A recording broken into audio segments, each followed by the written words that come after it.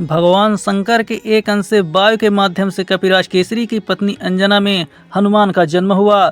पवन कुमार जी भगवान श्री राम की सेवा करने के लिए उनके अवतार में आए, क्योंकि भगवान शंकर अपने रूप से इस सेवा का आनंद नहीं ले सकते थे, इसलिए उन्होंने अपने याग्रह में रुद्र रूप को वानर के रूप में अवतरित किया। श्री हनुमान जी का जन्म होते ही वे उगते हुए सूरज को एक लाल लाल फल समझकर निगलने के लिए आकाश की ओर दौड़ पड़े। उस दिन सूर्य ग्रहण का समय था और राहु ने देखा कि कोई अन्य व्यक्ति सूर्य को पकड़ने की कोशिश कर रहा है। उस पर राहु ने उस आने वाले व्यक्ति को पकड़ने का प्रयास किया, लेकिन जब वायुपुत्र हनुमान उसके पास पहुँचे तो राहु डर गया, डर कर भाग गए। राहु ने इंद्र से बुलाया। जब ये रावत पर आए तो पवन कुमार ने उनको देखकर एक बड़ा सफ़ेद फल समझकर उसको पकड़ लिया। इस पर देवराज घबरा गए और उन्होंने एवरात पर ब्रजायुद्ध से हमला किया। ब्रज से उनकी हनु पर चोट लगने से वह थोड़ी सी टेढ़ी हो गई।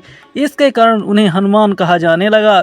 जब ब्रज लगा तो हनुमान जम कर गिर पड़े। उसको देखकर वायु देव बहुत क्रोधित हुए और उन्होंने अपनी गति बंद कर ली। इससे देवता ही भी बेहद चिंतित हो गए। अंत में सभी लोकपालों ने हनुमान को अमरता और अग्नि जलवायु आदि से सुरक्षित रहने की वरदान दिया, जिसमें वायुदेव खुश हो गए। हनुमान जी को ऋषियों ने शाप दिया। जाति से चंचल हनुमान ऋषियों के आश्रम में वृक्षों को आसानी से तोड़ देते थे और आश्रम की वस्तुओं को व्यस्त कर देते थे। इसके कारण ऋषियों ने उन्हें श्राप दिया, तुम अपने शक्ति का अहंकार करते हो, तब तुम तबादला हो जाओगे। जब कोई तुम्हें याद करेगा तब ही तुम्हें अपनी शक्ति की अहमियत समझ में आएगी। इसके बाद से हनुमान एक साधारण वानर की तरह रहने लगे। माता के आदेश पर वे सूर्य नारायण के पास गए और वेदांग और अन्य शास्त्रों का अध्ययन किया।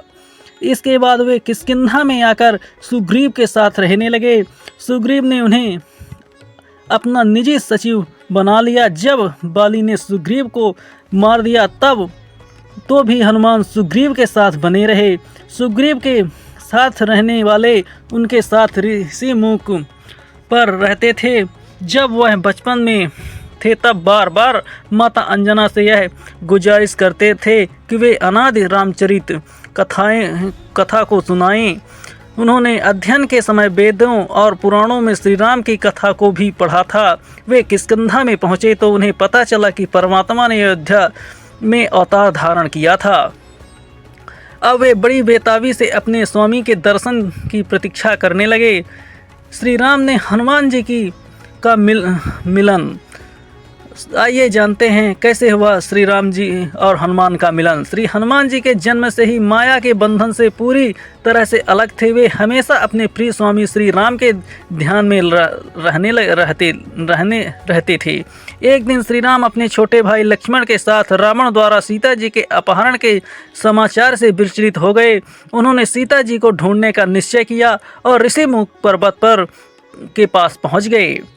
सुग्रीव थोड़ी सी चिंता में था, क्योंकि वह सोच रहा था कि बाली ने उनके जीवन को खतरे में डाल दिया हो सकता है। इसलिए उसने हनुमान जी को बाली के पास जाकर स्वागत करने और जानकारी प्राप्त करने के लिए भेज दिया।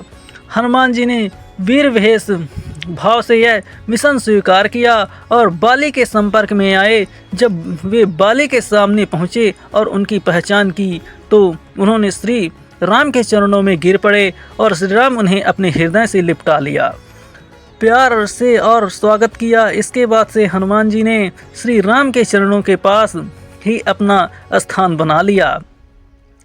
पवन पुत्र जी की प्रार्थना से भगवान सुग्रीव से मित्रता की और बाली को पराजित करके सुग्रीव को किष्किंधा का राज्य पुनः प्राप्त करने का मौका दिया।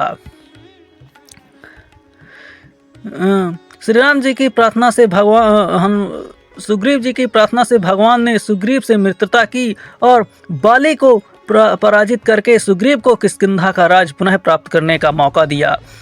जामवंत जी ने हनुमान जी को उनके बल का स्मरण कराया। राजभोग के समय सुग्रीव को प्रमत्त देखकर हनुमान ने सोचा कि सीता की खोज में उनकी मदद करना आवश्यक है। वह वानरों को एकत्र करने के लिए कार्यशील रूप से कदम बढ़ाया। श्री राम ने उन्हें अपनी मुद्रा की चिन्ह दिया, जिससे वह उनके प्रति निसंदेह निष्ठा रखते थे। जब वानर सेना को 100 योजन समुंदर पार करने का काम आया तो जामवंत ने हनुमान से उनके अत्यधिक बल का स्मरण दिलाया और कहा कि तुम्हारा अवतार खुद भगवान श्री राम के कार्य को पूरा करने के लिए हुआ है। तब वे अपनी अपार शक्ति का अभ्यास करके उठ खड़े हो गए। उन्होंने देवताओं द्वारा भेजी गई नाग माता सुरसा को संतुष्ट करके राक्षसी सिंहिका को मारकर जिनसे उन्हें बल और बुद्धि का ज्ञान मिला, हनुमान जी ने लंका पहुंचने के लिए कठिनाइयों का सामना किया। वे लंका के द्वार ऋक्षिका लंकिनी को एक घूसे में ही सीधा करके छोटे रूप में बदलकर रात के समय चुपके से लंका में पहुंच गए।